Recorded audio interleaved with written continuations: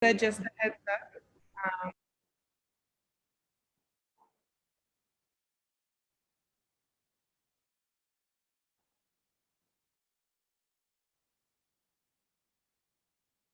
Oh, sorry, y'all.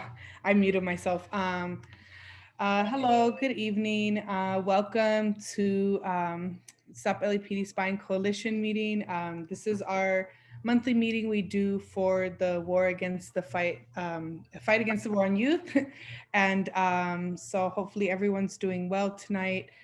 Just a couple quick logistics. Like I said, we are recording the meeting. It's so folks can access it later and get some of the information as well. And the other thing too, we don't have the chat open right now, but it's not because we don't want to hear from folks. It's just because we get Zoom bombed quite a bit. And so that's the reason. But hopefully, when we do some of the interactive, then we'll be able to. Oh, it is open. Oh, great. Okay, that's good to know. I didn't know. Usually we have it closed. So it is open, and so feel free to go ahead and put any questions on there. And today we're going to be sharing a few different things with you. I'll start off with the background, and we're also going to be joined by the International Indigenous Youth Council. So shout out and much appreciation for joining us as well. And yeah, so we'll go ahead and get started. Again, my name is Nadia, and I'm with Stop LAPD Spine Coalition. And just a really quick snapshot of some of the programs we fight against. It's when we talk about the war on youth, we know there's various wars on youth. We are particularly focusing on how anti-terrorism or anti-violent extremism programs target and criminalize young people, such as countering violent extremism, which is from the Department of Homeland Security, as well as preventing violent extremism, which is the particular program that targets K through 12, and having various indicators on them that essentially criminalize the very essence of being a young person. And so for us, we're going after these programs in that larger context of seeing how surveillance and anti-violent extremism measures have continued the criminalization of Black and Brown youth and youth deemed other. So yeah, we're gonna I'll pass it on. We have Akil and Ni and Matios as well, and Celine from Palestinian Youth Movement, who with whom we co-organize this fight with. So I'll go ahead and pause there. And again, if you have any questions, feel free to do the raise hand, or we can put it in the chat. Thank you all. Thank you, Nadia. And I think that, so my name is Akil from Stop LAPD Spying. I think right now we're going to have, I think, me talk a little bit about rooting this meeting in some of our organizational principles. And then following that, a really cool special preview of a very important report that our organization is going to be releasing next month from our own TIFF as well. So passing it on to you, Nee. Cool, thanks, Akil. Hey y'all, my name is Nee. I use she, her, pronouns. So I'm gonna share with y'all. So this is the statement of principles that the coalition has put together. It was released last year. I put the QR code there as well. So if folks would want to take a look or would either want to access the online PDF or the printable version, you can just take your phones and take a photo of the QR scan, and then just it'll send a direct link to the web page, so you'd be able to take a look at that. And so I'm just gonna have share with y'all just two of the principles that we have. So number 9 for our principles is the commitment to land recognition, that everyone in LA, LA area lives in Tongva, Gabrielino, or Chumash lands, and that we are currently on stolen Indigenous territory. As well as number 10, the commitment to support and fund community defense and building a culture of resistance. But if folks would want to take a look at the the statement of principles in depth, I highly recommend going to stoplapdspying.org as well. You'd be able to find that under zines.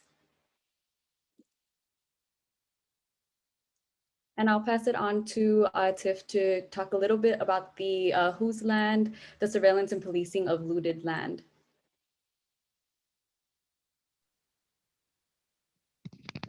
Hi, folks. Can you hear me okay? Okay, great. Hi, my name is Tiff. I use they and their pronouns, and I am a member of the Stop LAPD Spying Coalition. I'm really excited and glad to be joining with us here today. I will try to keep my video on. I may have to turn it off if my Wi-Fi or my connection kind of fails. So please let me know if there is any trouble with the connection. So for the majority of the time that I have spent with the coalition, I've been part of the working group that has been engaged in the fight against data-driven and predictive policing, and that's what we're going to be talking more about today. And first, I'm sorry, Akil, let me just check about how much time did you want us to spend on this, just so we make sure that we're leaving time for everyone.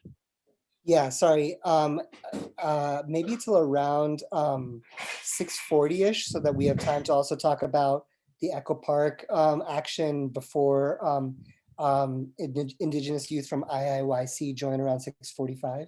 Does that sound good? Yeah, that sounds great. Thank you. Okay, thank you so much. So here we are looking at the cover of the report. So yeah, we are talking about this this report that's coming from our working group. It is going to be launching next month, and this is a report that looks at how different tactics and techniques and data-driven policing here in Los Angeles have worked and how they have targeted different neighborhoods. And it also looks at the role of policing in gentrification and displacement. All with the purpose of displacing folks and banishing folks and taking away land for the purpose of profit and conquest and for the generation of wealth. So in terms of, yeah, what the report covers, we do start in our report. It is quite a large volume of information. We are making it available in a few different ways to folks. And we are going to be taking lots of opportunities to be engaging with folks about what it contains as well. We do start with a view of history, situating us here in this land, which we now call Los Angeles, and this land belonging to the Tongva people who were violently dispossessed and displaced from that land by white settlers, and who continue to fight for right to that land and water here in Los Angeles. And in addition to that, we acknowledge how the land has been the site of racial violence towards Black families and immigrant families.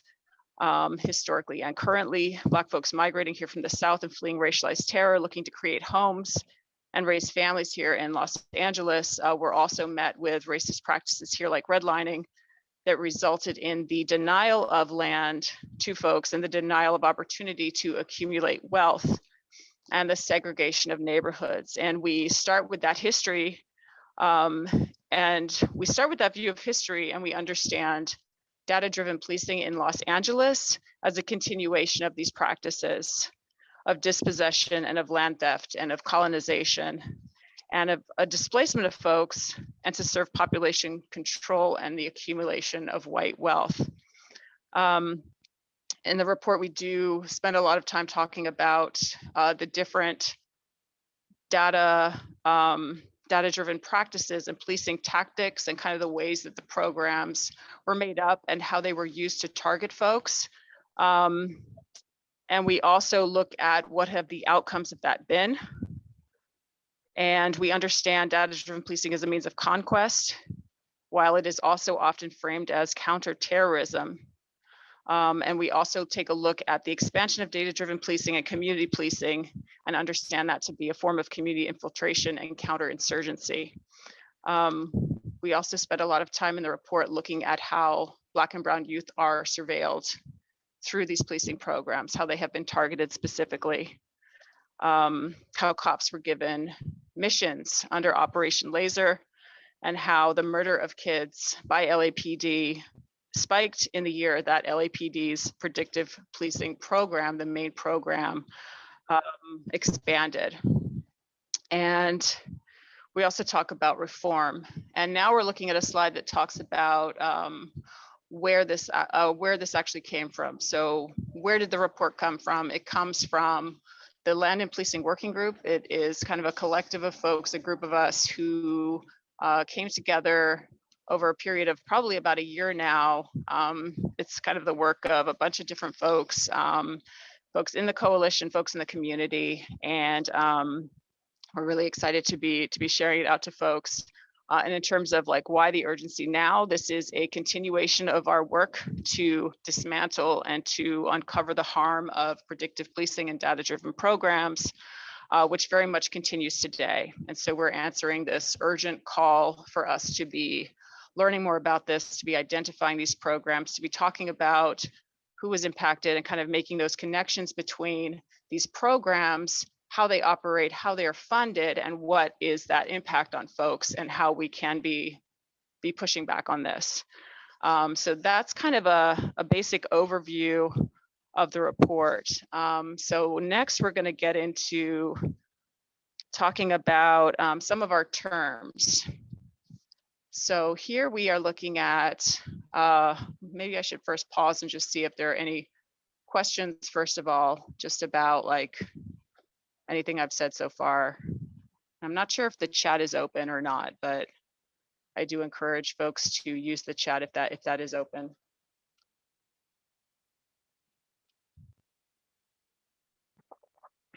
Okay. So next we're going to talk about some of the terms that we use in the report. And I do also just want to say that like in the report and in some of these presentations, you know, as folks know who are in our meetings, we do cover a whole lot of information. And so if all of this is if it's just a lot of information, it can sometimes be overwhelming. Sometimes not, sometimes, you know, it's not at all, but this is just intended to be kind of a preview, to be giving us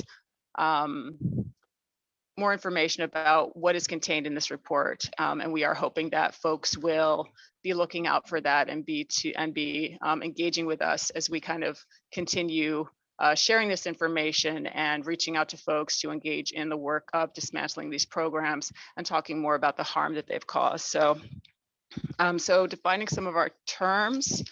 Yeah, so what is Operation Laser? So this was a predictive policing program that was functioning in Los Angeles by LAPD from 2011, actually started being funded in 2009 and was shut down in 2019 as a result of community pressure and demand and organizing. The LASER stands for Los Angeles Strategic Extraction and Restoration. And the premise of Operation Laser, and with all of these data-driven policing programs, when we say data-driven policing, it's this premise that cops can look at massive amounts of crime data, and then they can use that information to somehow make predictions, to make judgments about communities, about neighborhoods, about people, and make predictions about where is crime going to occur, who is going to commit crime, what is somebody likely to do in the future. And they use this to justify the intentions that they were going to do anyway, which is to police certain neighborhoods or to police certain people. So that's kind of what data-driven policing is. With Operation Laser specifically, they tried to justify it, and this was a federally funded program. They tried to justify it by saying, okay, we're going to use this crime data to look for where are these high crime areas in neighborhoods, and they called these laser zones that we see, little squares or rectangles. Within that, they also further had police identify more specific locations, which were sometimes businesses, sometimes intersections, sometimes parks, for even more intense policing, and they called those anchor points. So, and why do that labeling of laser zone and anchor point is that they wanted to be able to then develop policing tactics that targeted these specific areas. And yeah, here we have a great slide. Well, it's not a great slide.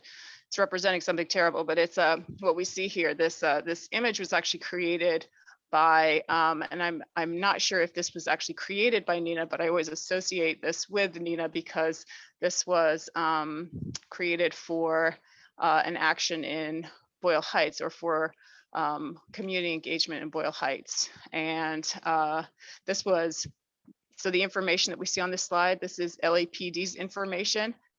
going out to their own cops internally saying, this is how you need to look for anchor points. These are the things that you need to do at anchor points. You need to come up with strategies of how to intervene. And so this is the graphic that was created for this action, which was seeking to be sharing with community. These are the ways that communities are being targeted, and these are some of the places that are being targeted. Okay, and we can go on to the next one. And this is just a, let's see. So this is just a visual to show us, kind of give us a little bit more context in terms of laser zones, anchor points on a map. So this is a map, again, that was generated by LAPD. It came from their crime analyst detailer unit. And so we see that the laser zones are labeled. We see that the anchor points are labeled. And then we also see on there, and it's interesting, we see the purple square, and that's marked CSP, and that stands for Community Safety Partnerships. And I'm not sure if folks are familiar with this. I'm sure many folks are familiar with this, but that is the community policing program that LAPD launched in 2011. And again, it was under the guise of community policing, but the intention was really to be putting cops into housing complexes, predominantly Black and Brown communities, to put them into those locations and to actually give them space there and pay for their rent and them living there, so that they could be surveilling residents. And again, under the guise of building relationships and community policing. So again, we see how this is a tactic of infiltration that is going on from LAPD. And we see here how it is being integrated into their data-driven policing. So I think we can go on to the next one. Actually, I'll just pause again and see if we have any questions. I've just been saying a lot of information.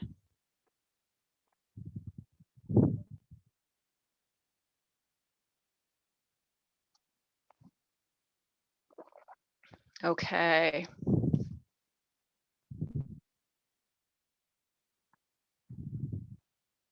Okay, so now something else we talk about in the report, and again, we can't go into everything that Bill Bratton has done, but essentially we do talk about, again, the history of data-driven policing in Los Angeles. We look at how that has been expanded in certain neighborhoods. And let's see, we do have a question here. With school police, let's see. Thank you for asking the question. So I'm just pausing now. Would school police fall into the section of predictive policing? That is a good question. And Kayla, I'm not sure if you can say any more about that, but when you say school police, and I'm not sure if anyone else on the call can answer, but I do know that, I mean, looking at the maps, we do know that, I'll just say some of the things that I know, and that is that when we looked at the maps that we did receive through Operation Laser, we did see that schools were marked on some of the maps. So we knew that these must be areas of interest to LAPD. And through our research, we also saw that, that there were extremely high rates of tickets being given by police to kids in predominantly Black neighborhoods in the schools there. And we do know also that there was information sharing going on between the cops at the schools and all of the local cops, like including LAPD, including LASD, all of the local cops in that jurisdiction. So we don't know to what extent. I mean, I would assume that yes, that they would be targeting kids in schools as well, because youth was very much targeted through Operation Laser. Individuals were targeted through Operation Laser. And just from the information that we've gotten back about what they called chronic offenders, who were those folks that they were targeted through Operation Laser. Yeah, and Hamid confirms there's lots of data sharing between LAPD and school police.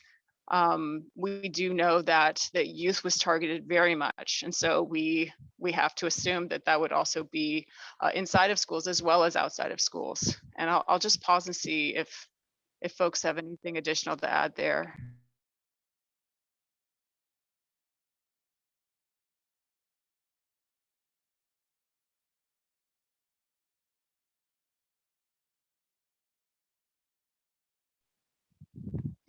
Okay, so we will, let's see. So yeah, so as far as Bratton, basically, Bill Bratton was, what he brought to Los Angeles was he was very much a champion of data-driven policing.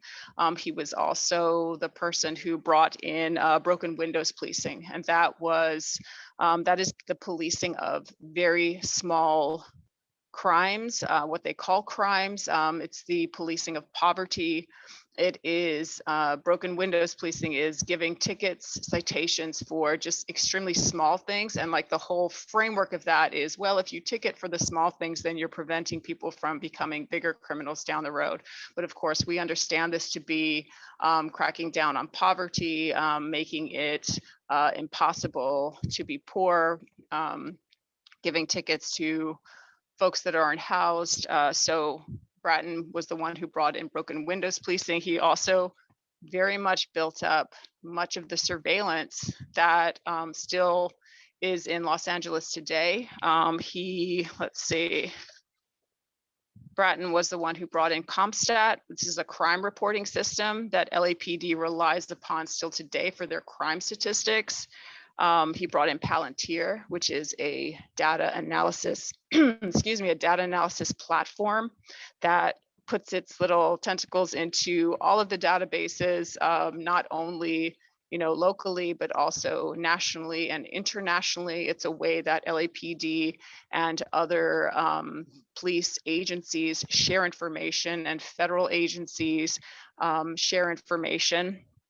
And he brought in RACER. These are the crime data analysis centers, and also CCTVs that are watching folks all the time.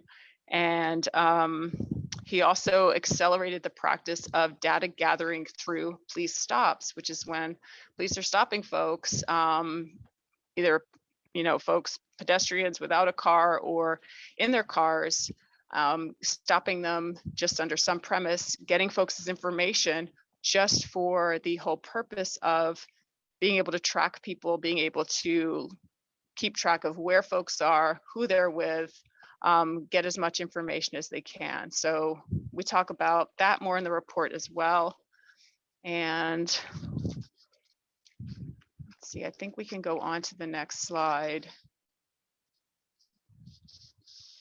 Thank you. And I won't spend a lot of time here. I'll just say, yeah, the next two slides are about Skid Row, and I'll just name that. In the report, we do look at two areas of Los Angeles, and we look at their relationships between policing and displacement that have gone on in those areas. And one of those is we look at the central area, and we look at the Skid Row community and how folks have been policed there, and how that has very much been a testing ground for many of these technologies, was very much a testing ground, especially under Bill Bratton, and then continues to be today in terms of surveillance technology and policing tactics, and also the use of ordinances to displace folks. So we talk about that and the history of Skid Row very much in the report as well. And so we can move on to the next slide. And then we can move on to the next one as well. Thank you. Okay. Okay, so as I mentioned, one of the areas that we look at in the report and we spend a lot of time on is looking at how Black communities were targeted with Operation Laser, and how data-driven policing was being used to aggressively target Black communities in what was being framed as a solution to street gangs and urban terrorists. And so we do look more closely in the report at how Operation Laser and those militarized tactics were used in South Central. But first, before we talk more about that, I just wanted to draw our attention to this news release, which comes from LAPD in January 2009. And this pretty much lays out LAPD's view of gangs at that time. And it's very revealing. And I don't know if folks are able to read this, but I'll just read the first paragraph. So This statement notes that the city of Los Angeles is the birthplace of the most notorious and violent street gangs in America. We have exported this brand of urban terrorism throughout the world and became infamous for our contribution to humanity's collective misery. Now is the time to change that image. Just as we became known as the origin of the problem, it is now time that we are recognized as the source of the solution.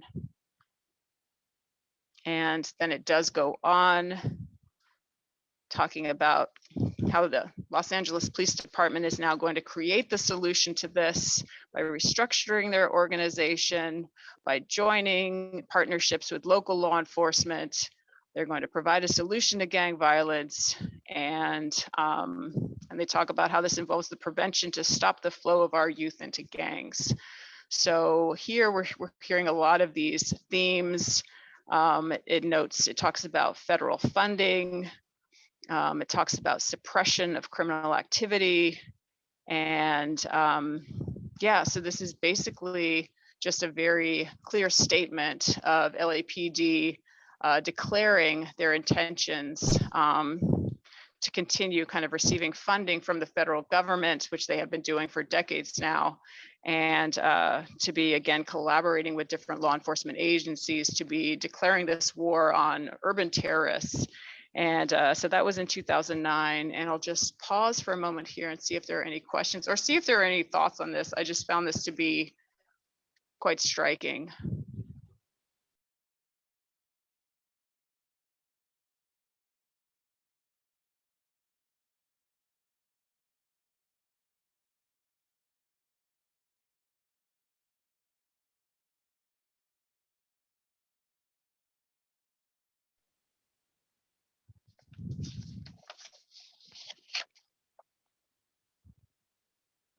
Okay, and what this news release does then is it then goes on to inform the public about some of the initiatives, and where we're leading into here is we're going to start seeing how this is naming some of the things that are going to be used in Operation Laser. It goes on to name some of the initiatives that are in place already, or that will continue to be funded through federal funding. Hi, Susan. No, this is real. This is how they talk. Yes, I hear that. So it goes on to name some of the initiatives that are in place, or will it continue to be funded, including RACER, which again are these like emergency data intelligence hubs where information is crunched and analysis is done. And another program that it names is CLEAR. And I don't know if folks are familiar with that program, but I've learned more about this program just through the process of this report.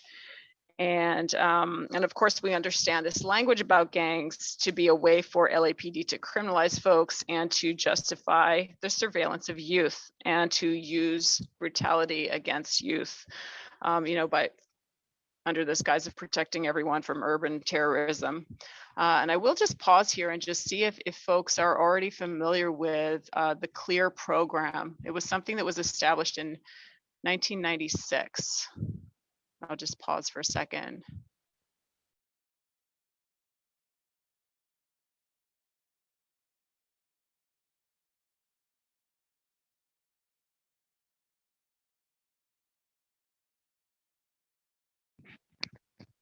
Okay, so essentially, and as I noted before, the one that we do focus on and that we were intent on disbanding was Operation Laser. And this is the one that you see on the map on the right-hand side that is in gray. But what we see on the other side, this is CLEAR. This is from CLEAR.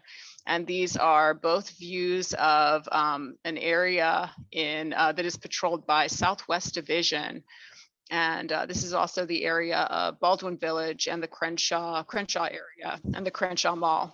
And so CLEAR is a task force that was established in 1996, was funded by the Department of Justice, and was it's still ongoing. It's a collaboration between the LA City Attorney, the LA Sheriff, the Sheriff City Attorney, no, that doesn't make sense. The sheriff's attorney, the LAPD, and the Department of Parole and Probation, I believe. And the intention of this collaboration, this CLEAR task force, was to reclaim neighborhoods that the task force considered to be overrun by gangs.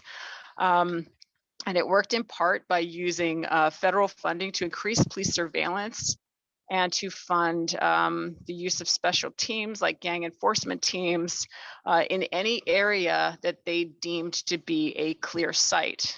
And we see examples of this site on the left-hand side with the pink and blue areas. And let's see, and similar to laser, nuisance abatements, which is when the city attorney works with LAPD to have your site, your home, your business declared a nuisance, and you have to make adjustments to the site. You have to add cameras or gates, or you have to evict a person. You have to make changes to the site essentially so that it's no longer considered a nuisance. This was something that was used under Operation Laser to displace folks, and it was something that was also used under CLEAR. And we bring this up now because what we have seen is that there's very much an overlap with the places that CLEAR had been used against folks from 1996 on, and the places that Operation Laser has been working. And we're mentioning this here because just to be noting that continual targeting, how the same neighborhoods of Los Angeles, the same communities are being targeted across decades and very aggressively, and all being funded by the state. And yeah, and of course, something that we ask is what would the community look like if that money instead went to programs that were life affirming instead of programs that sought to eliminate folks or to clear people from the land or to extract them from the land. So that's just a little overview of the CLEAR program, and I'll just pause and see if there's any questions.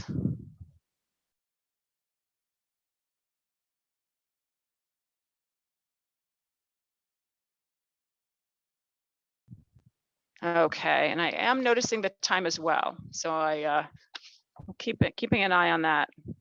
So next we'll just talk a little bit about, we do talk quite in detail in the report about the policing of South Central, as I've already noted.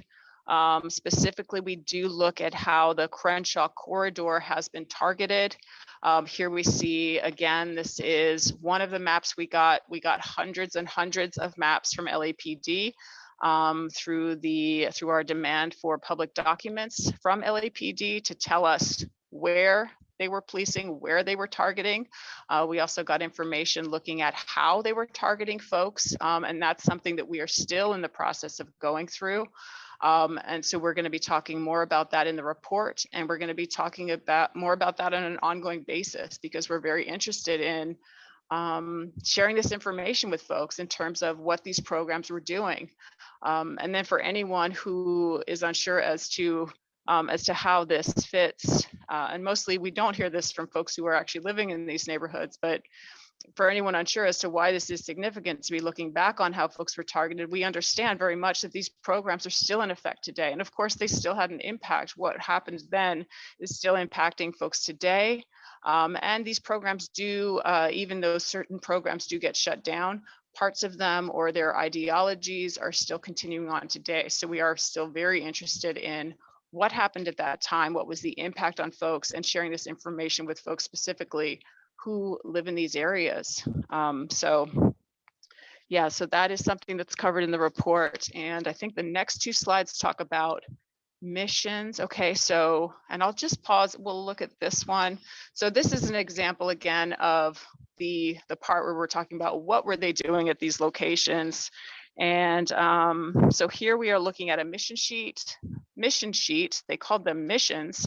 So LAPD were deployed every day under Operation Laser on missions to go out into the community and to accomplish certain things in the aid of crime suppression. So here we see, this is a patrol mission sheet from 2017. It was assigned to cops in the area of Crenshaw and Slauson.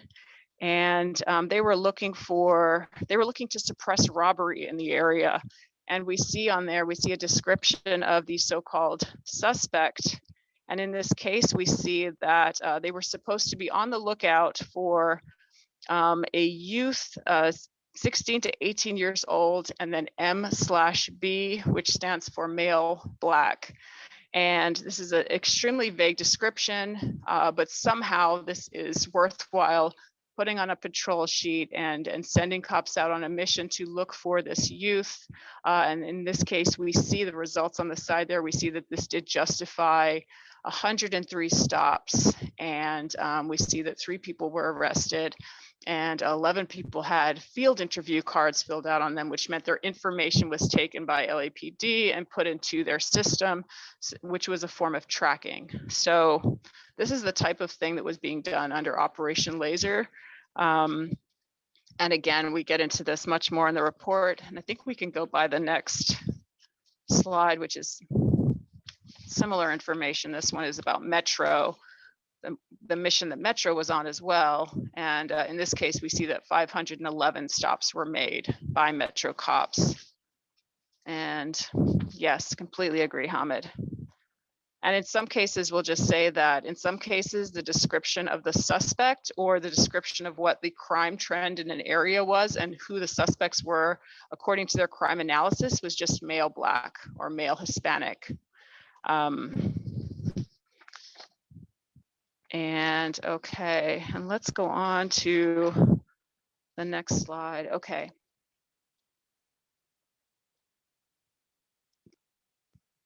So as far as Operation Laser and the targeting of youth, this is what we see here, and I won't go through all of these person by person, but essentially what we kind of were getting a sense of already in some of the information that's been shared, and just the way that police exist is we know that they do target Black and brown youth, and we see this as well with Operation Laser. We saw on the mission sheets and other divisions as well, we saw a focus on Black and brown youth. Let's see. And what we also understand is, and what we know is that in 2016, LAPD they killed 21 people, and 2016 was also the year that Operation Laser expanded, and they did kill a large number of Black and brown youth. And we see the names of folks here, and the names of folks that we have listed here. These folks are all 20 years old or younger, and at least 6 of these folks were in laser zones when they were murdered by police, or they had an encounter with police that began in a laser zone. And we just think that this is deeply significant and unacceptable. And as we can see, a number of these youth, we see 16-year-old Jose Juan Mendez, Richard Risher, 18 years old. Richard was on a CSP site. Jesse Romero, 14 years old. Kenny Watkins, 18 years old. Carnell Snell, 18 years old. Daniel Perez, 16 years old. Ryan Joseph, 20 years old. And also a number of these involved stops and, yes, gang stalking and killing. A number of these did involve stops, and 5 of these young people were also shot in the back. So we cannot separate from the way that a youth is criminalized by the city and spoken about in inhumane ways through the language of gangs. We can't separate that from this violence that we see, and from the constant surveillance and data gathering that does happen constantly around youth, including in schools and community policing sites. So in this report, we do name those murders.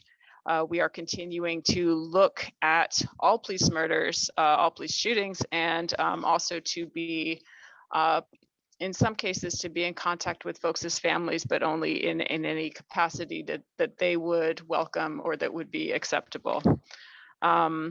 These murders of youth were enabled by federally funded programs with such names as CLEAR and Operation Laser, seeking to clear and extract people from land, and in this case, to target and eliminate the youth of a community who are viewed as threats. And let's see, I think we are nearly towards the end of what we are sharing. And I think I won't spend any time on this slide.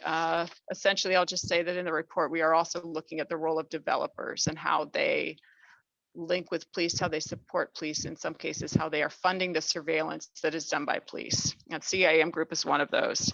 And then this, I think, is nearly our last slide. We also look at CSP, community safety partnerships, and how this works as infiltration, as counterinsurgency, and how this is sometimes often funded by these large corporations that benefit from gentrification, that benefit from folks being displaced.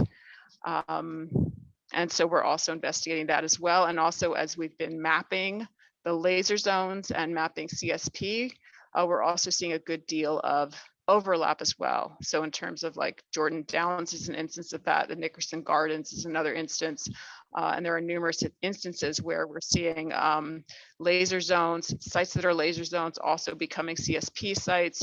And we're very interested in what is the role of CSP in displacing folks, in banishing folks from land as well. And I will just finish with a slide that is talking about our demands.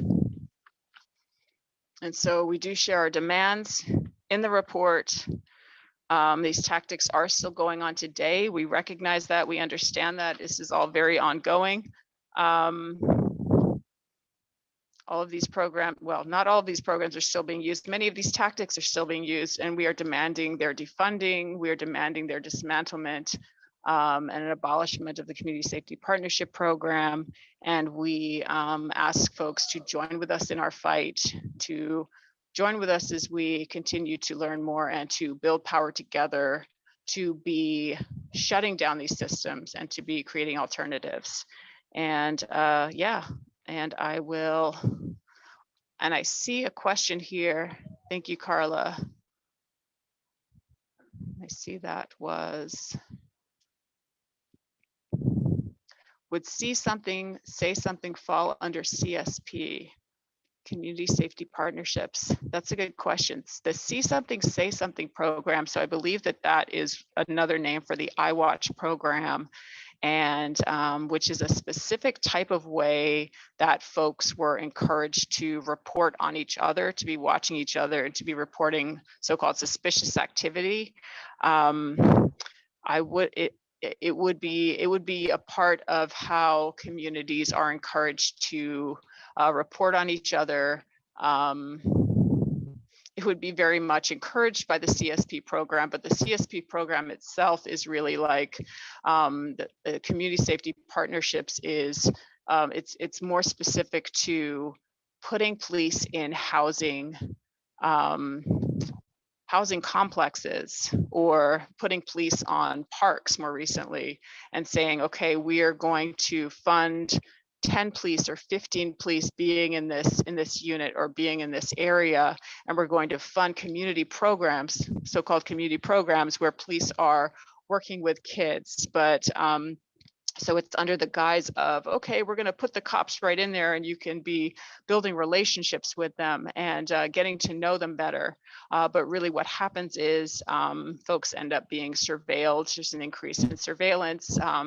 Cameras are added, folks are reported on, and all of the time, while cops are so-called building these relationships, they are actually also going through this process of identifying who is willing to work with police, who is not willing to work with police, and just causing harm by their presence. So that's a little bit more about what CSP is. And I'll see if anyone else wants to add anything to that question, or just overall.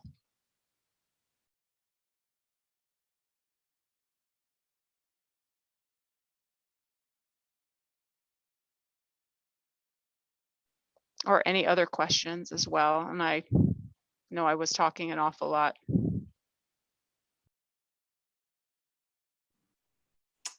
I'm not seeing any other questions, Tiff. So I think we'll keep it pushing. Thank you so much for sharing all of that and for tying in what modern day displacement looks like and how the police are, or modern day occupation, I should say, and how the police are at the forefront of that. It really is a really illustrative report that shows that better than anything I've ever seen. And we're all really looking forward to it. So thank you so much, Tiff. Yeah. And so folks, real quick, my name is Matios. I use he, him pronouns. I organize with the Stop LAPD Spying Coalition and also Black Lives Matter LA on the police accountability team. For our next section, we're just gonna quickly talk about the day, Echo Park Community Day that the Stop LAPD Spying Coalition helped organize in coalition with LA CAN, the Los Angeles Tenants Union, attack, which is unhoused tenants against carceral housing, and Street Watch that went on October 2nd. Yeah, so it was a lovely day at the park. We got to hold community with these great orgs that help the unhoused. And at the forefront of things was this lovely zine you see over here, Blueprint for Displacement, breaking down the LAPD's Echo Park Rehabilitation After Action Report, whose creation was led by our comrade Nee, who's in this chat, who did it, in collaboration with Street Watch and LA CAN, but really owned that labor. And so, yeah, it was a really great event. The coalition got to speak briefly about the stuff in the zine, and we also got to facilitate testimonials from former Echo Park Lake residents. And it was really nice to kind of reclaim that space after the violent displacement that went on there and after these folks were pushed out. And before we talk about the activities and more of the stuff we kind of covered when presenting, Need, did you want to talk about what's kind of in the zine real briefly?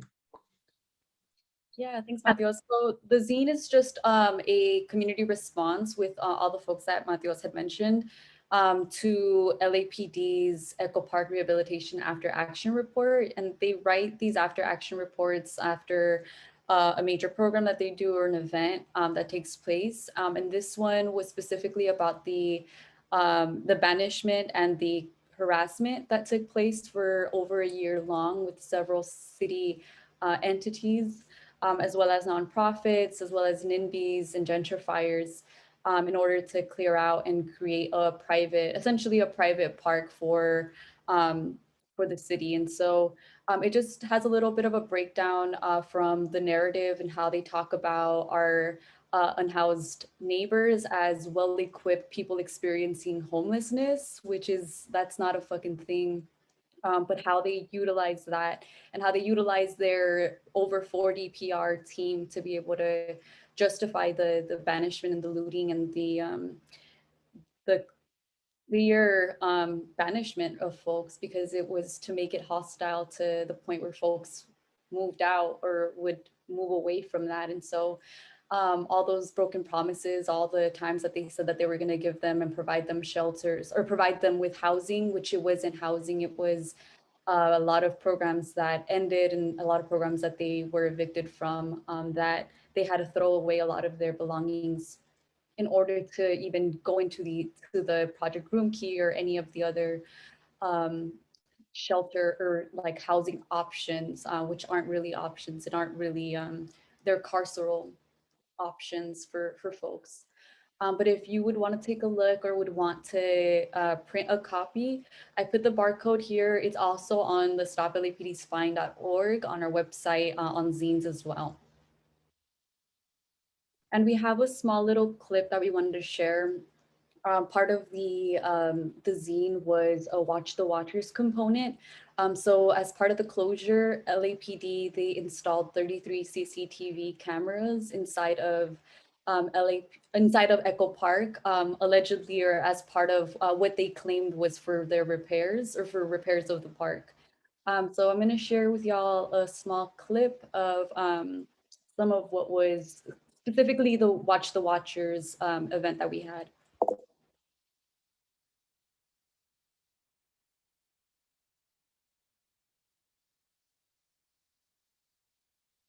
But before we get into that, one of the things we wanted to do was to do a scavenger hunt. Because we've been talking about these CCTVs, closed circuit television cameras, that are now installed all over the park. So we're gonna have folks go find those cameras and come back, because we gotta be more hands-on. The city put up 33 surveillance cameras across the park. We're gonna be doing that scavenger hunt to look for them. We also should think about what these cameras are connected to. The cameras aren't just kind of sitting there gathering photos. They're connected to this vast kind of architecture of data collection, storage, profiling, racial profiling, what we call the stalker state. So the footage from the cameras, one form of analysis that they're connected to is what's called facial recognition. So this is a system that is currently housed in the county, run by the sheriffs, and LAPD can basically take any photo that is in one of these cameras, any person that walks in front of it, and search it across a database of 9 million people. That's everybody who has ever been arrested in Los Angeles. So that means that these cameras, again, they're not just a static thing. What they're connected to is an ability of the state to monitor all of our movements, to monitor who you're associated with, to speculatively criminalize us and criminalize our communities. So when we say that we're organizing against these types of things, that doesn't, we're not trying to make a system like that more fair. We're trying to make a system like that more transparent. We're not trying to create rules for facial recognition. We're trying to destroy it. We're trying to abolish it, to obliterate it. As the price of just moving freely in public, you're forced to self-identify yourself. That's not something that you come up with rules for. That's not something you try to make more fair. That's something you destroy. So we've got two right over here, right on the corner of this building, and we've got one out there. Oh. Right at the corner in the water. Oh, okay. And we located one inside the lobby of the boathouse.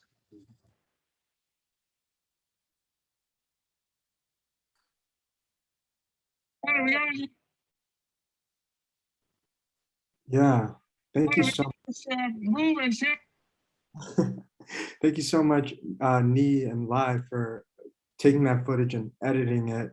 And yeah, it's important to remember what Shakir said, that these cameras aren't just sitting there benignly, they're collecting this information and storing it in lockers to criminalize us. And another important component of surveillance that we often forget about, but we were reminded when we heard these testimonials from the unhoused, formerly unhoused and unhoused folks who resided at the lake, was the analog surveillance that took place, the counterinsurgency efforts led by community police, led by these nonprofits, where they try to befriend folks and gather information and just watch people in a very low-tech kind of way. And that's a tactic that we see, you know, not just out on the streets, but you know, also in our schools, and they're implemented through CVE grants given to educators and religious leaders, and that's kind of something the War on Youth has been focusing on. So later on, Akil, Nadia, and Celine will be talking about the TVTP grants that just rolled out, which is the Targeting Violence and Terrorism Prevention. But also, as we just marked Indigenous Peoples Day, we need to remember that Indigenous folks are also targeted. While we often associate these grants and these surveillance methods with anti-Muslim racism and you know, the youths that are affected by that, Indigenous groups are also affected through something called the Tribal Homeland Security Grant Program, THSGP. So that's something we're going to touch on a little bit later. But right now I have the absolute pleasure of inviting on a friend of mine, a badass freedom fighter who's on the core team of the IIYC LA, Vanessa, if you'd introduce yourself and talk to us a little bit about the IIYC LA, a little bit of history and maybe some of the fights you guys have going on locally and nationally right now. Yeah, thank you so much. It's awesome to be invited to this space and finally see y'all in conversation and active learning. I think that's really beautiful. So yeah, I'm Vanessa. I'm in the International Indigenous Youth Council chapter of so-called Los Angeles. As we all know, we're on Tongva land. So I don't even know where to start. There's just so much, but as you all know, we have an ongoing battle, and I say we as in every single one of us on this call, and everyone on the land that we're standing on against Line 3. The construction of the Enbridge Line 3 is this pipeline that transports tar sands, and it runs from Alberta and it goes all the way down to Wisconsin, Superior, Wisconsin to be exact. And this is a huge problem, not just for the environment and threatening our livelihoods, our future, but the issue with this is that it, oh, I'm admitting people, okay. The issue with this is that it is also trumping on Indigenous peoples' rights and their lands. And so, sorry, all the screen's moving around, but so a while ago, this summer actually, a dozen water protectors locked themselves to construction vehicles and even to the pipeline itself. And this is just an example of how Indigenous people continue to put their bodies on the front line, and that they are willing to risk literally everything. So what this resulted in was in arrests, and now an article came out and it's reported that a lot of these people who have been arrested have also been charged with felony level charges. And so we see this as a tactic that is meant to intimidate and scare people off from, first of all, opposing, and secondly, bringing all this attention to such a huge issue. I see Kelly's comment. Oh, that's something else. But so, you know, this really all ties back to the inception of the IYC. We are the International Indigenous Youth Council, and it started in the Standing Rock uprisings in 2016. And what is so beautiful about the IYC is that it was led by women identifying and queer identifying people. And where that brings us today is all this youth and all this growth that is involved in getting people to, well, getting younger people to have their voices heard and respected and valued in spaces like these. While we really tune into the wisdom and knowledge of our elders, and well, let me be clear, we consider our youth 30 and under, so there's still a lot of space for growing, but that is sort of where we started, and that branched out into when everyone returned home, because, you know, it was an effort. Literally everyone from many places across Turtle Island came to Standing Rock. So that culminated in people going back to, you know, I think it was like Colorado, there was LA, there was further up north, and they started their own chapters. So we have a bunch of chapters all across Turtle Island, and we're really open to not just Indigenous youth, and it can be like allies, it can be older people, elders, and we just welcome such a vast, like a broad, I don't even know what to say, like community. And I don't know, I have so much love for the LA chapter specifically, but lately we've been more involved in providing more, I guess, community wellness or community accentuated programs where we show up to rallies and we support other efforts that are going on. We really are about amplifying issues that are ongoing, as opposed to, you know, starting our own thing and then drawing traction away from a movement that has already built up. So that's sort of where we at. I can, I mean, I already spoke a little bit about Line 3, but, you know, yesterday was Indigenous Peoples Day, and we were all rightfully celebrating, some of us protesting how hypocritical it is to just acknowledge one day out of the entire year. And that's totally fine too. We all have our ways of existing and celebrating. But you know, we're gonna go, you know, to the White House just for a little bit. A group of Indigenous protesters were outside making their voices heard. You know, they were making noise. Nothing compared to the January 6th insurrection. However, the police brought out a long-range acoustic device, pointed it at them, and there were protesters of all ages. There were elders and Indigenous women, and they were arrested.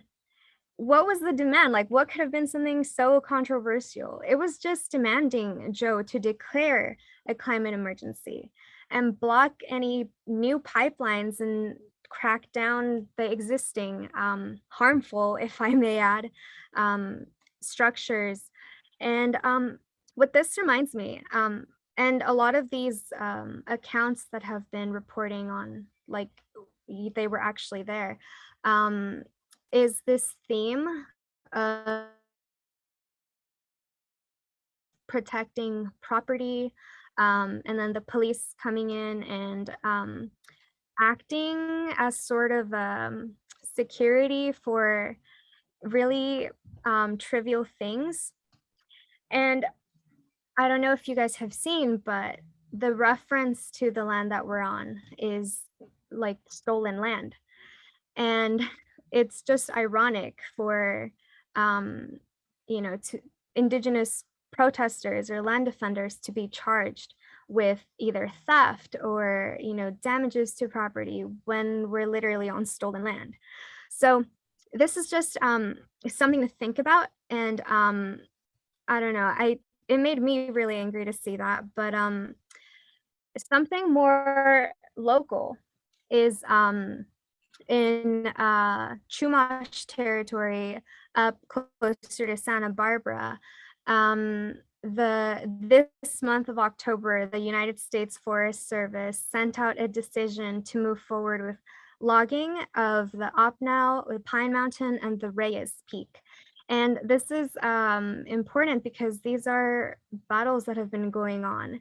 And a lot of the times, you know, we recognize Indigenous Peoples Day, but we're really out of tune with the actual battles and where we could be putting our efforts towards.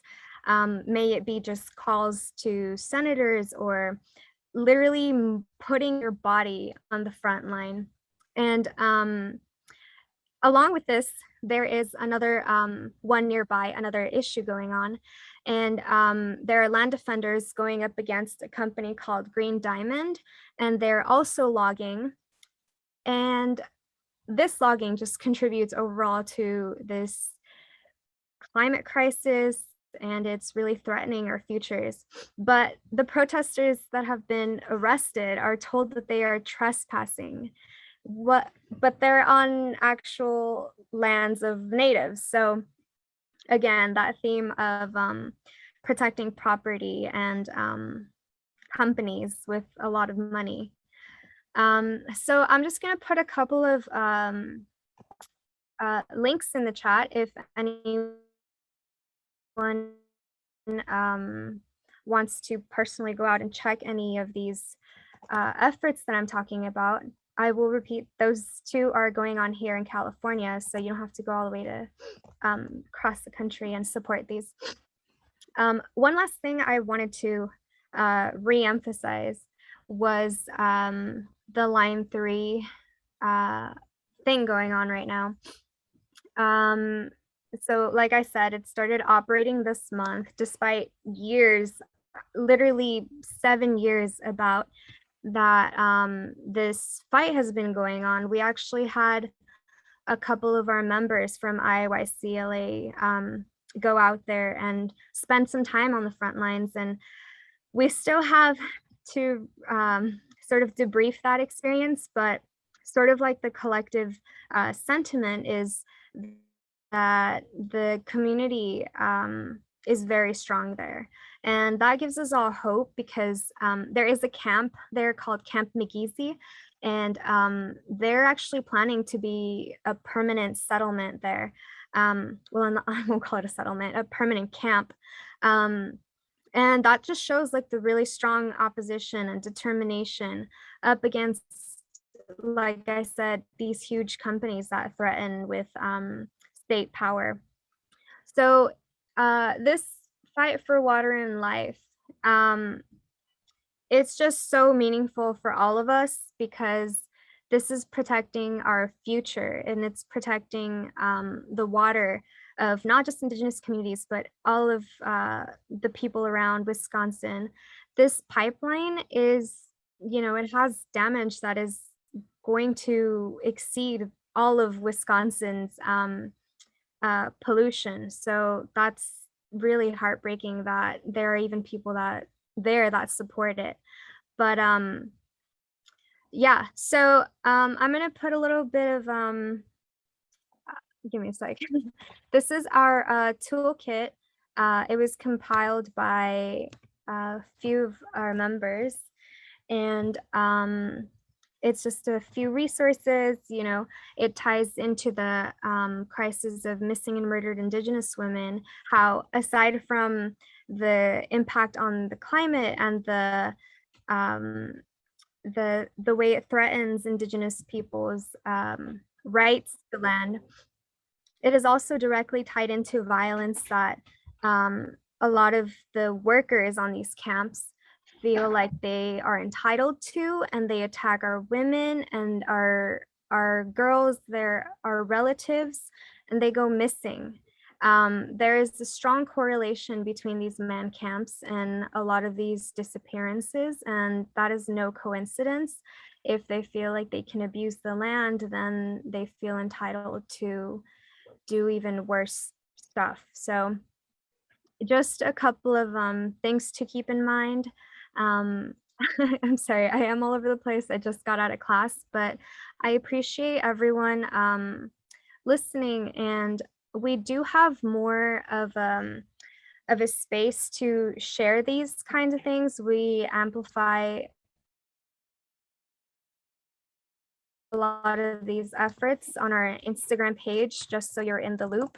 And I'll leave you our handle here if you're interested. And for any questions, here's our email. And yeah, I guess thank you. I hope that you continue to educate yourselves and come together in community the way that you are doing right now. It's really beautiful to see this work going on and a lot of allies on this call. So I look forward to being in touch with any of you. Thank you.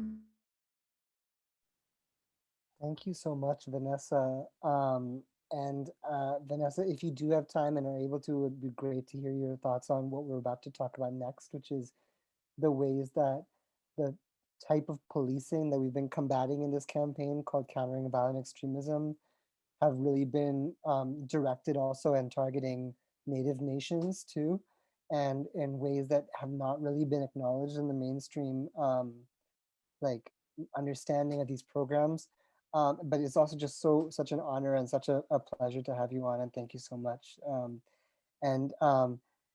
I'm going to quickly jump back in the presentation. And again, everybody, I'm Akil, part of the Stop LAPD Spying Coalition, and along with Celine from Palestinian Youth Movement and Nadia from Stop LAPD Spying, we sort of facilitate and help to organize this campaign. And the first thing I just wanted to say is that we wanted to acknowledge when we start talking about this, that the types of programs and policing we're about to discuss are only one part of this ongoing genocidal war against Indigenous nations and Indigenous communities, and part of the ways that people are resisting too. So there's a lot more to this story than what we're about to talk about. It's just that we wanted to show these things because we feel like it's an under-acknowledged aspect of the fight against CVE, the type of policing that we're talking about in this campaign.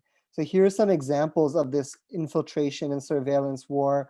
For example, it was revealed that there were a lot of informants embedded in the resistance to this, to the Dakota Access Pipeline at Standing Rock, including people who married into or you know, formed relationships with Indigenous organizers, which is an incredibly atrocious and disgusting time-honored practice of colonialism that we see, you know, in places such as Palestine as well.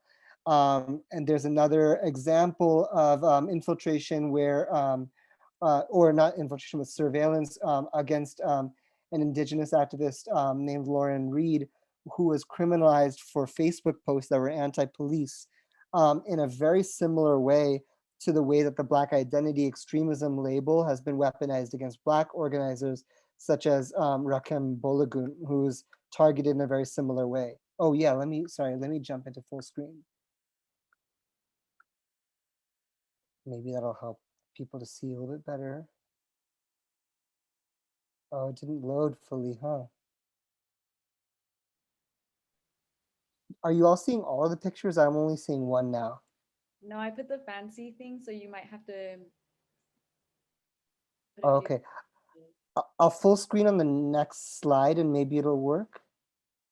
Let me just test that.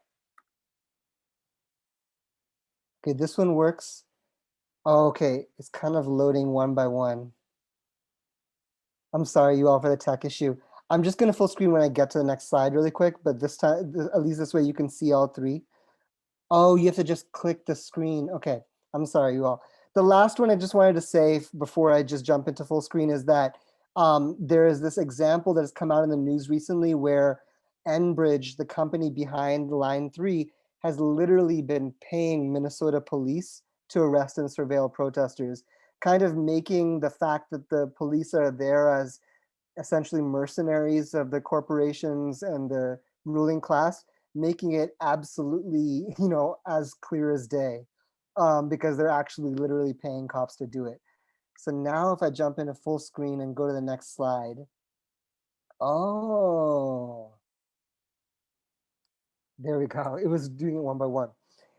But the grants that we're going to talk about today are basically this type of policing called CVE or TVTP. If you're new to this space, Nadia talked a little bit about it at the beginning of the call, but essentially these are grants out of the federal government, especially the Department of Homeland Security, that go to organizations or community groups or cities or municipalities to basically surveil youth and target communities by forcing communities to report on themselves and report on people within the community that are deemed suspicious and deemed to be on a pathway to violence or becoming domestic violent extremists or domestic terrorists or national security threats. So one way that these programs have sort of been pitched or they've been understood or talked about, and it's a very important thing to understand about them, is their very obvious anti-Muslim and anti-Arab racism, because from the beginning, they especially targeted a lot of Muslim and Arab communities. However, it started to be lost from the narrative that not only were they targeting a broad range of communities, and especially the Black community and Black Muslims, Black immigrants and refugees, but they've also been weaponized against Native communities. For example, in Minneapolis, a program that they have called Heartland Democracy started off targeting the Somali population, but DHS has been bragging that it's expanded to begin discussion with Native American student groups. And the Hennepin County Sheriff's Office in Minneapolis area has actual Native American outreach coordinator named Carmen Lopez, in addition to coordinators for East African and Somali communities. So this is just one example of how it's expanding to target Latinx and Native communities, but it's, you know, it's a type of program that could be weaponized against anybody. One other very important detail about this is that the grant literally, according to the Brennan Center, has expanded in response to increases in Minnesota's non-white and Latino populations. In other words, literally they decided because that there were more non-white people in Minnesota, they need to expand the policing program. So it's couldn't be more obvious that it has racist intent from the beginning, or as we say in the coalition, intent to cause harm. And it lists that the populations targeted include Somali, Liberian, Oromo, East African, Native American, and Latino. And not only that, but these liaisons, these civilian liaisons, will basically are propped up as representatives of the communities and kind of fulfill that role of being sort of somebody who tries to legitimize policing in the community, and then also can kind of be somebody who can report on people within that community if because they have a direct connection to law enforcement. In fact, the grant even says community members can anonymously report extremist internet content in this Minneapolis grant. So this is the ones that are explicitly CVE and TVTP, which we're going to come back to with Nadia a little bit later. But I wanted to talk about a type of grant that we have not discussed in this space yet and that we haven't seen much discussion of. And this is called the Tribal Homeland Security Grant Program, or THSGP, which is also part of the DHS's funding for counterterrorism and what they call terrorism preparedness. It was instituted in 2008. And basically, you can see its pathway of expand, or it's the way it's expanded over the last more than a decade, where in 2010, it jumped up to $10 million per year. And then in 2020, it jumped up to 15 million, which is what it's at now. So basically from its inception,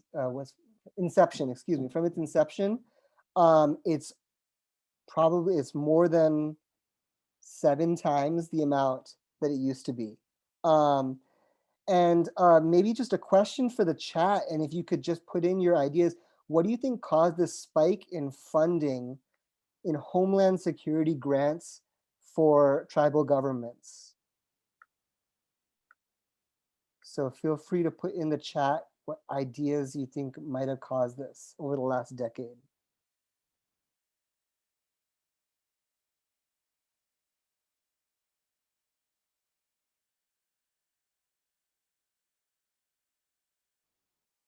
Oh yeah, and I'm just going to repeat the question. We have one possible answer in the chat, which is oil.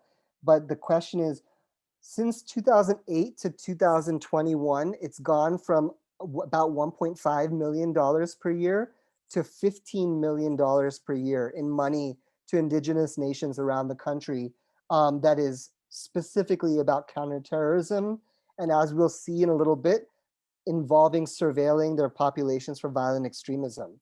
So what do you think caused this enormous spike in funding over the last decade?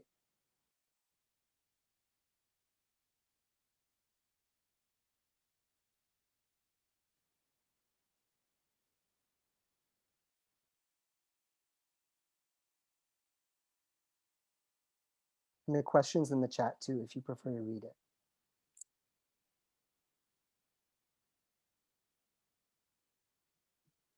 Also, I can't see the participants, but if somebody, oh,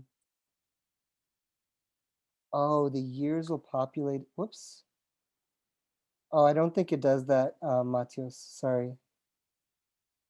So I see some answers in the chat. BlackRock, organizing and uprisings, reaction to indigenous uprising and resistance and solidarity, protesting the DAPL and other extractive structures, and refugee crisis they created. Absolutely. I love that some people are talking about as a response to protests and organizing, because one of the things that we've tried to highlight in this campaign is that this is not just an assault on individual people, but it's an assault on political organizing, and it's a type of political repression of Native people or of people, colonized people in general, fighting for justice. And I see that, yeah, the refugee crisis, it's interesting that you mentioned the refugee crisis, because one of the initial stipulations of the grant is that it's to Native nations that are close to international borders. So you can see that they're kind of both funding counterterrorism within the indigenous community, but also at the same time strengthening borders that will help the US government repel migrants and refugees. So it's kind of both at the same time, which is a really devious thing. Just moving on from here, this is a quote from a DHS and a FEMA document from 2016, which shows the emphasis of these grants on CVE and surveillance of violent extremists. I'm just going to read out loud the highlighted sections. The administration strongly encourages THSGP recipients to consider allocating grant funding to support CVE-related programs or projects. And part of that includes recognizing and responding to radicalization within a community, supporting the incubation of local public-private partnerships and educational efforts to address violent extremism, and identification of indicators of radicalization. That means things that you can see in somebody's behavior that will indicate that somebody's being radicalized, to violence and strategies for effective interdiction. And interdiction is an amazing euphemism for performing a huge amount of violence against that person, you either targeting them for surveillance or locking them up or worse. Part of it is also promoting, partnering with law enforcement, and then ultimately training people on potential behaviors and indicators of violent extremism and how to appropriately analyze and report them. Again, this is what the federal government is saying is their priorities for funding. So they're saying, if you're applying to funding, we'll prioritize applications for these types of projects. And they released this in 2016 under the Obama administration, which is also a year that they were escalating CVE in general, including in LA. One quick aside, just I wanted to toss this out. We don't know how to place this, but it's really fascinating. Is we found this advertisement that Motorola Solutions, the company, was doing for the THSGP grant. And just a background on Motorola Solutions. Motorola Solutions is, a company that has long had a partnership with LAPD, including offering surveillance for Jordan Downs. Not only that, but they're a frequent target of boycotts from the BDS campaign for their role in occupied Palestine, providing surveillance and security for settlements. And here in this advertisement, not only are they kind of trying to show, hey, this money is there for you if you want to apply to it from the federal government, but they're telling the indigenous governments, once you get this money, these are some of our products, our surveillance products you could buy with that money if you want to. So it was a really interesting advertisement we saw by this company when we were researching these grants. Just a quick disclaimer when I show this slide. I want to be clear, we don't know enough about the context, especially myself not being Indigenous, to assume any kind of intent. And when it comes to applications for these grants and recipients, we also don't know what they applied for within that THSGP grant and if it was CVE related. And I want to put out that, at least for me personally, the relationship between Indigenous people and their national governments is not my business. However, we did want to show that we do have that's publicly released on the DHS's website, the recipients of these grants each year. And this is the 2021 recipients, which total up to 15 million. What we will call out, and what we're not going to refuse to call out, is the federal government's funding priorities in 2021 under the Biden administration. Here are some examples of what they said that they're looking for in grants that they want to give to people. They're saying, we're going to fund security cameras, including closed circuit television, so looking back at Echo Park and making that connection. We're going to fund the sharing and leveraging of intelligence and information.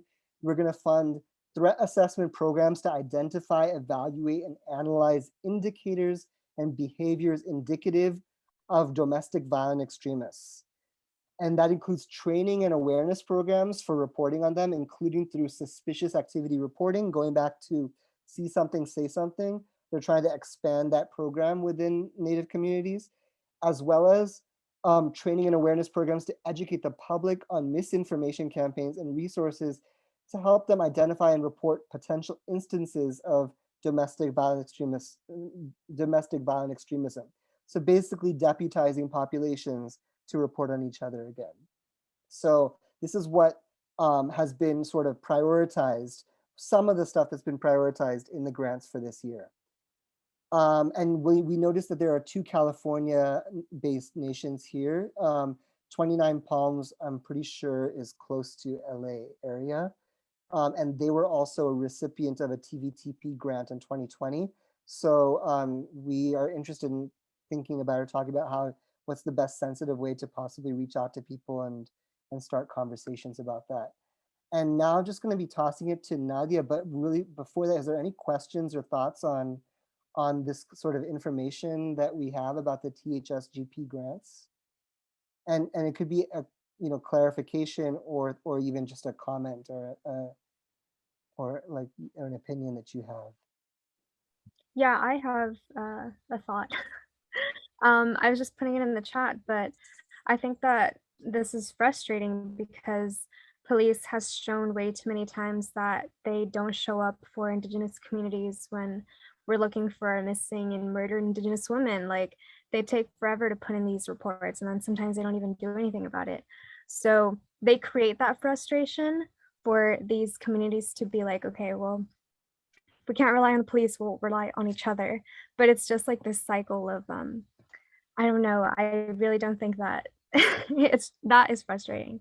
And then another thing with like the residential schools, you know, how they're uncovering and the government's finally being like, oh wow, like we didn't know this, but Indigenous people know, like they know about their relatives that were murdered so long ago. Like they've been saying this stuff for years and no one does anything. So it's just like this creation again of despair. Like they corner them into applying to these sort of things and I don't know, like snitching on each other. So yeah. Thank you, Vanessa. And we have a comment in the chat saying, I see it's funding to silence dissent. Thanks for clearing that up. Thank you, Susan.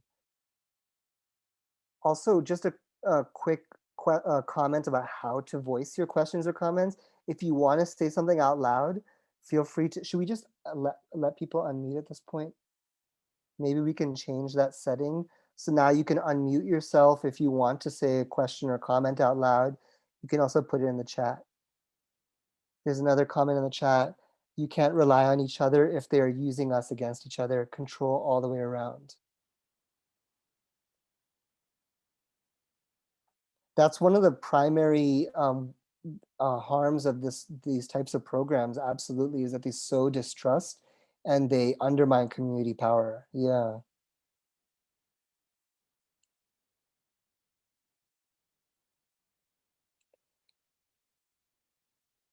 Any kind of thoughts about the fact that this is such an under-discussed aspect of the fight against CVE on a national level? Like, why do you all think that is? I feel like I haven't heard any mention of it in terms of, but maybe it's because it's through this other fund or other grant. Yeah, I think one common thing that we see like with all policing or like the police state is how they utilize different titles or how they like different campaigns, so they have it project based because they're able to like it also helps with the reform. It helps with to say like, okay, we dismantled this program, but it's still a similar thing. So I think part of it has to do with the fact that it's like CVE and then there's all these other grants. And so it's kind of like that target is always moving because it's like it's seen as another web or another part of it. But I also think it's important to like also, while these funds are existing, it's also important to recognize that like the Tongva folks are not federally recognized. And so like even this year alone, they were trying to get FEMA funds as well, and they were denied because they're not federally recognized. And so it's how the state or how like the United Settler States kind of utilizes these small little grants to force communities into having to utilize those resources, knowing that we're limited, knowing that we're working or we're like, yeah, just very, very limited on our resources. Thank you for lifting that. Yeah.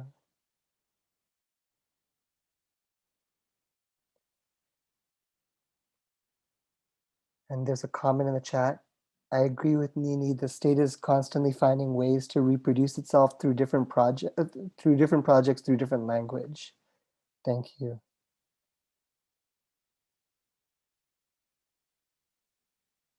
I think personally, I think one thing that's not talked about enough is the connections between the settler colonial indigenous war on indigenous people and the war on terror.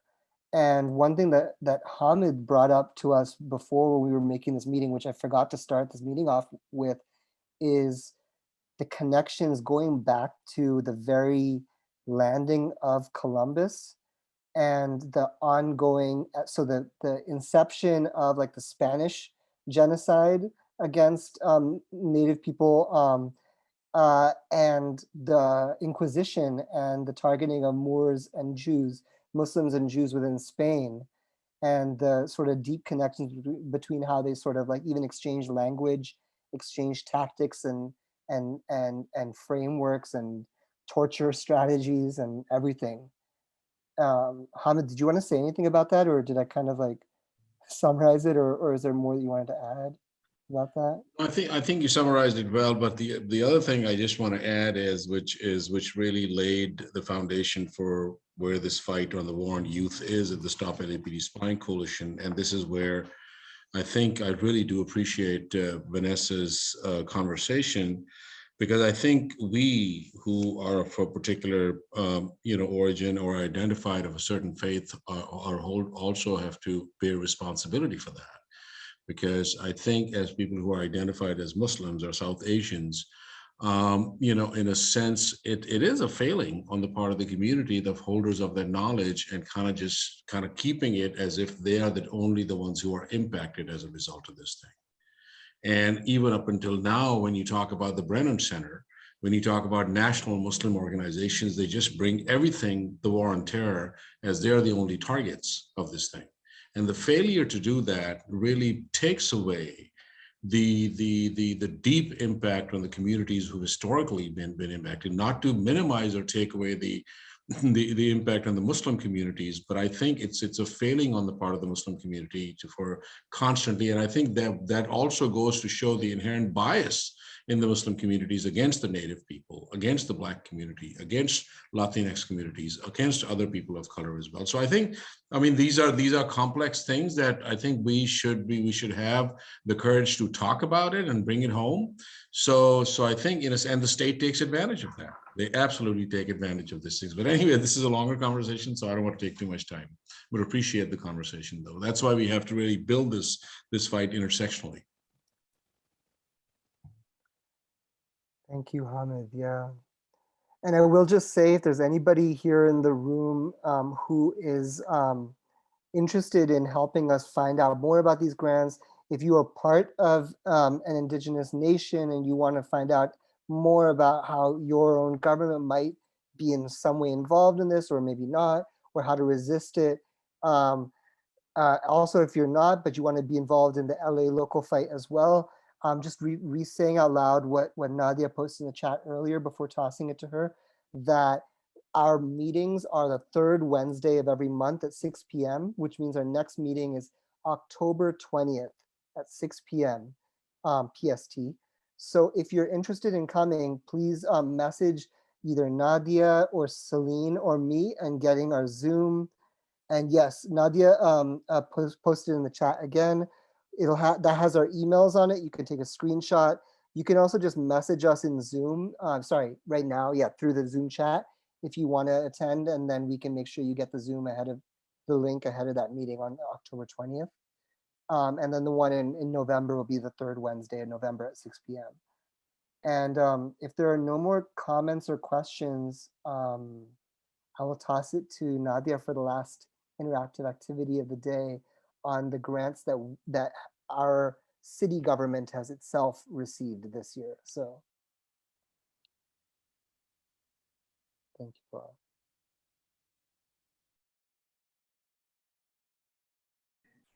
Thank you, Akil. Yeah, again, my name is Nadia, and yeah, thank you, Tiff and Vanessa as well, and everyone just for really sharing and building with us. And I think the point Hamid had made about like the sort of these keepers of knowledge, I think that really connects to kind of our approach on how we look for and find information. I'll go ahead and share my screen real quick. Give me one sec. There we go. Okay. All right, so there's my million tabs. Hope it doesn't make people anxious. I know, like, sometimes an online teacher, my students were like, "Miss, you're too many tabs. I can't. It's too much." But anyways, now you can't see them. So basically what I wanted to talk about was, so part of how we found some of this information is, I mean, simply research, right? Just looking for it, finding it. But one way we also have been able to find information is through this process called Public Records Act requests. And some of you are familiar with this, but if you're not, basically, like it says here, PRA or Public Records Act requests are basically California's version of the Freedom of Information Act. And these are, of course, state tools through the fucked up legal system, right? But the reality is it is an avenue to basically legally force the state to give us information, right? And so, and of course the state does always find a way to try and not do that, to push back. But then we come back as well, right? Like, for example, we're in a lawsuit right now against LAPD. Basically, they, for not wanting to give us information that legally, civilians are entitled to. It's a common myth that lawyers need to file Public Records Act requests, but that's not true. You do not have to be a lawyer to file one. I think this concept is there because, I think that concept is there because, there are sort of there can be a lot of legal jargon and ways that the state will come back and to refuse to give information. But of course, the reality is you don't have to be a lawyer. And so, so this right here is just one way that we file our PRAs. Basically what we do is we get together and just say, okay, what are our questions about this program or this policy? What is it that we want to know? And we do that, as groups, as community members.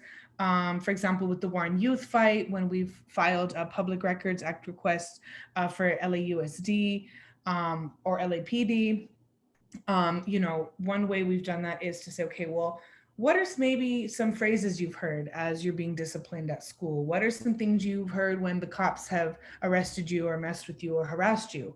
Or what are things you've maybe seen? That sort of then can push us to say, okay, well, that's what we want to find out more about, because obviously Google search and the websites only give a limited amount of information.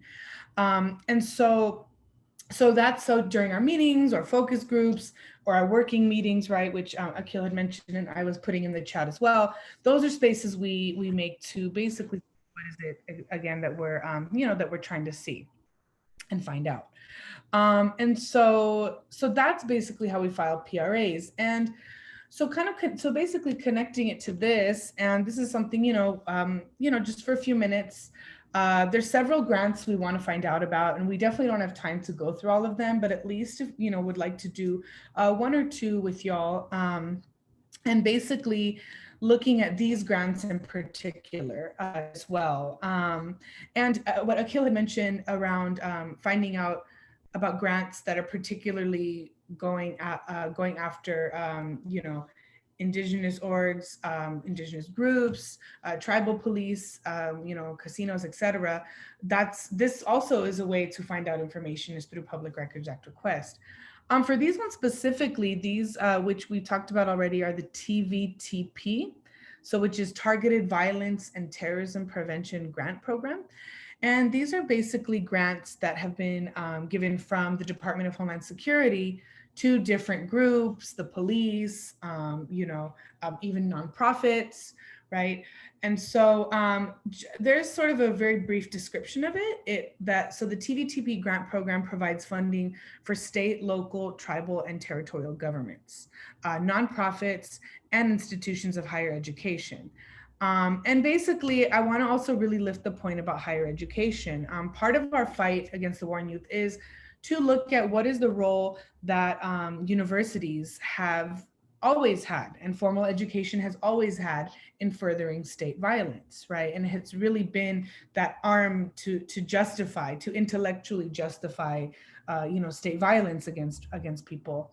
And so, so this is part of, oh, thank you, Akil, for putting the alphabet soup, all the acronyms in there.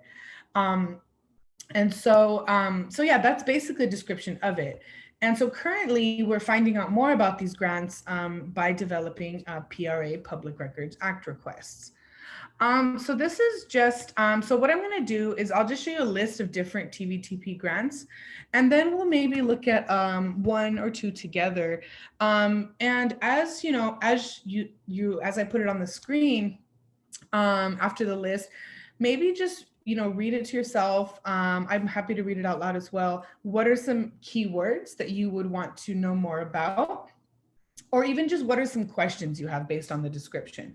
Because again, the internet search only gives us, they call it the tip of the iceberg, right? And then really it's through PRAs and our own digging that we can then find out more. And then of course, it's knowledge is meant to be shared, right? So keep sharing it with each other. So this is just a quick list of different grants. I'm going to look at one in particular. So you see here, right, USC getting grants, and USC is definitely not the only university, right? Various UCs, are part of this Cal State. Cal State San Bernardino has its own Department of Homeland Security degree. You see the County of LA right here, Upland Police Department. This one, I also, it's not in LA, but it's called Music in Common. And so this is DHS giving for youth resilience programs, like co-opting our fights, right, of using art and music, but sort of now trying to flip that against us and saying DHS wants to encourage, folks to use music to counter terrorism, right? So how even our language and the way we take action and build power, how that gets even co-opted, right? Then of course, LAPD, which, $250,000 is a drop in the bucket for LAPD, but still a significant amount of money, of course, for raising societal awareness, threat assessment and management, bystander training, referral services. And the referral services have a lot to do with the TIPS, the snitching program, right? That folks snitching on each other. Then of course, having the 29 Palms, right? Which Akil had, what is here? Which Akil had basically had talked about as well. So what I want to do is I want us to look at one of the. Oh no.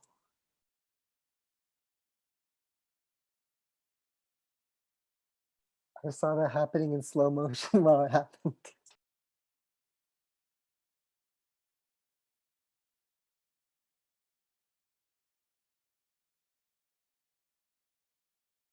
think she'll be back in just a second.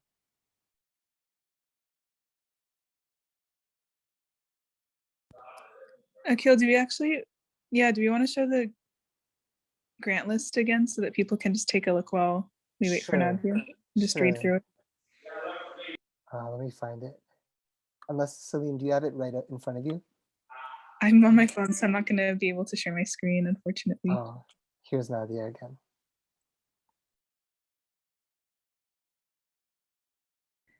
Hey, you all. Sorry about that. I just came to I don't know, sometimes when I'm in the kitchen, it acts up, so my bad. Yes, so let me just go back to sharing my screen, y'all. Sorry about that. Okay, there we go. Okay. I don't know, it's like there's an opening right here, so I'm not sure why it does that. Let me go back to the presentation. Okay. So basically, one I thought we could look at would be the USC one, and I have it right here on the screen. And again, we'll just look through this one, but I just want to sort of let folks know, right? There's various grants, like there's this one and then the ones I listed here. And so one thing, if folks are able to make it on the 20th, we are going to be, going more into looking at workshops we're planning to do with youth and different strategizing, but hopefully dedicating part of it to also looking through some of these grants and working on the PRAs, the Public Records Act requests. And so, so I'll hold this one up on the screen. So this is the USC one, and so I'll read it out loud. And if, as I'm reading it, or as you're reading it on the screen too, if you'd like to say which, what keywords might stand out to you, or as you're reading it, if there's any questions you have.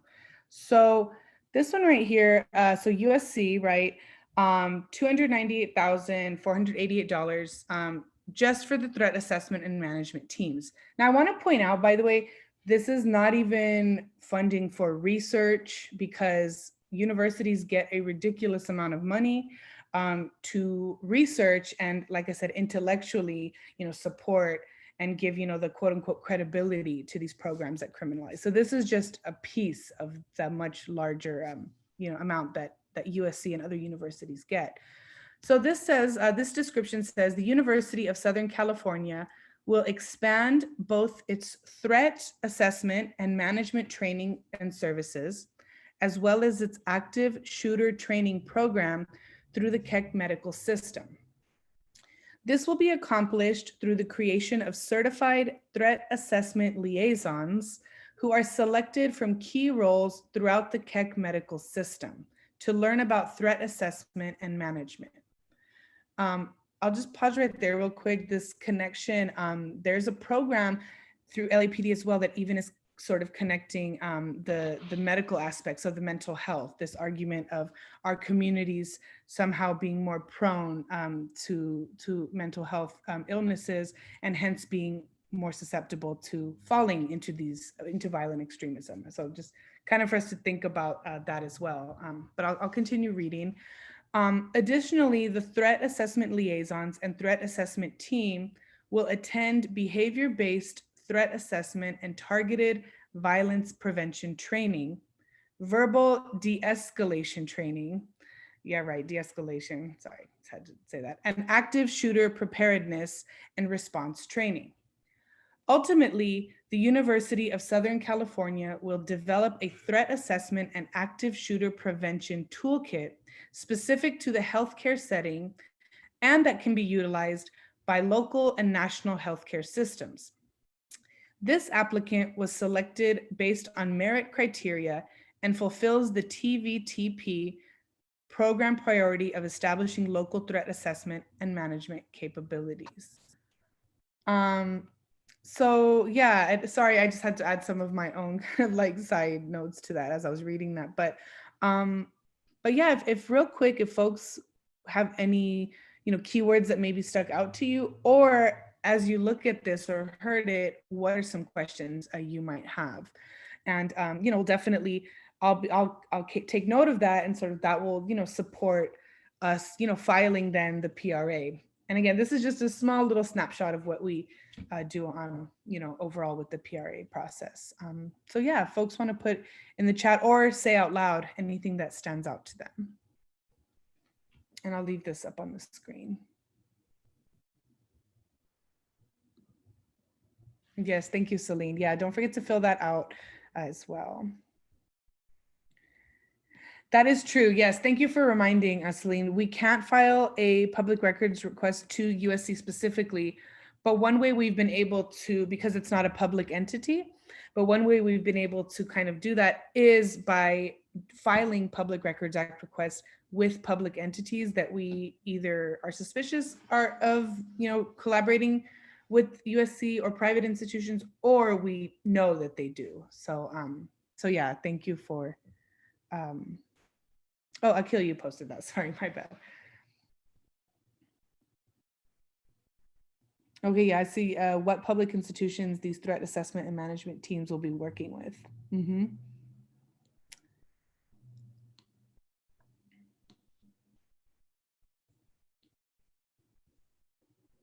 what is in the toolkit. Yeah.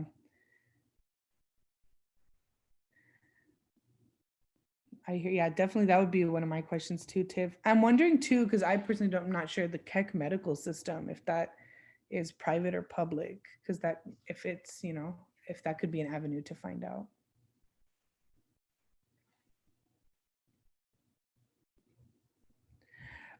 Because it is 7:55, I just want to respect folks' time too. I'm just gonna pause there. Okay, yeah, I see Hamid put, what is USC's threat assessment matrix? Yeah, and I'm wondering too, right, how we can connect that if, you know, maybe one thing, you know, seeing what like UCs are, because UC we can file the PRAs, or Cal States. So yeah, so that so sorry, but I'm gonna just cut you know, cut this part off right now, because I wanted to just, you know, for the last couple minutes, if there's anybody, you know, pass it to any other announcements that need to happen. You know, so just gonna go ahead and pause there. And again, this, so you can see here, right? So the County of LA, this next grant, then we could file it a PRA, right? So we could look at this one. You know, the Upland Police Department, we could file a PRA with them. Obviously LAPD. So yeah, so this, we're definitely going to be continuing this process. And again, want to invite folks to October 20th to our working meeting where we'll dig deeper. We're going to be looking at workshops. We're, you know, we're going back in now that, you know, things are opening up a little more again, to hopefully doing, if not in person, then definitely at least online workshops. But yeah, I'll go ahead and stop sharing for now. And I see this, yes, file a FOIA directly to DHS. That as well. Yeah, thank you. I'll actually pass it then, you know, to Hamid, if maybe you wanted to invite us for next Tuesday, and if there's any other announcements with the coalition. Thank you all. Thank you, Nadia. Thank you all. Just a really, really awesome conversation.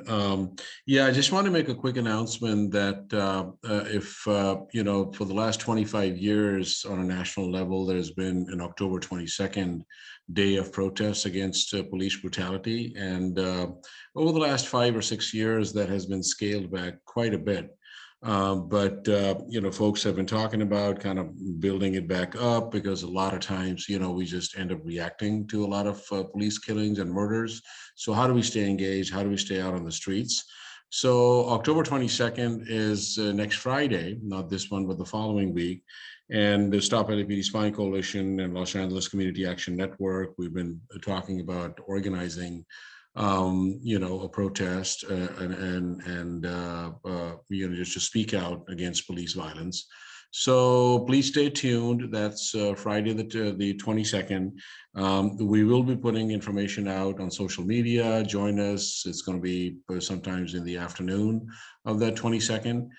So that's just one announcement. And also before that, we will speak about it again next Tuesday, which is the third Tuesday of the month, which is our general meeting, looking at the political landscape, looking at what the status or where the national security police state is expanding its violence. So that's just happening next Tuesday. So passing it back to Akhil. Thank you. Thank you all. Yeah, I'm pretty sure that's everything. Just remember to message us, excuse me, send us a message in Zoom before you leave to make sure that we know if you want to come to the meeting on October 20th at 6 p.m. and we can make sure that we get you the Zoom. If you're not free for that meeting, but you still want to build with us and you still want to connect with us, still send us a message because we would love to work with you and can find other times to chat.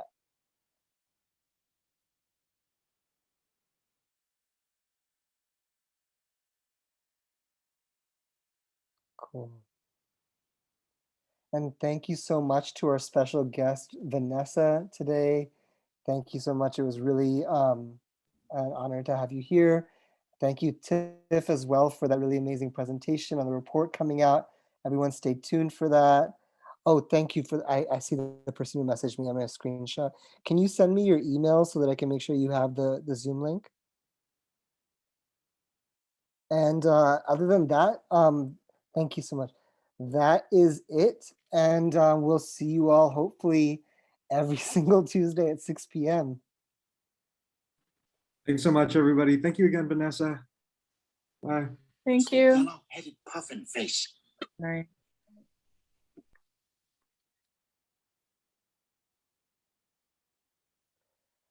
Hamid, do you have a second to just glance at the email that Selena and I drafted? We can stop recording, I think.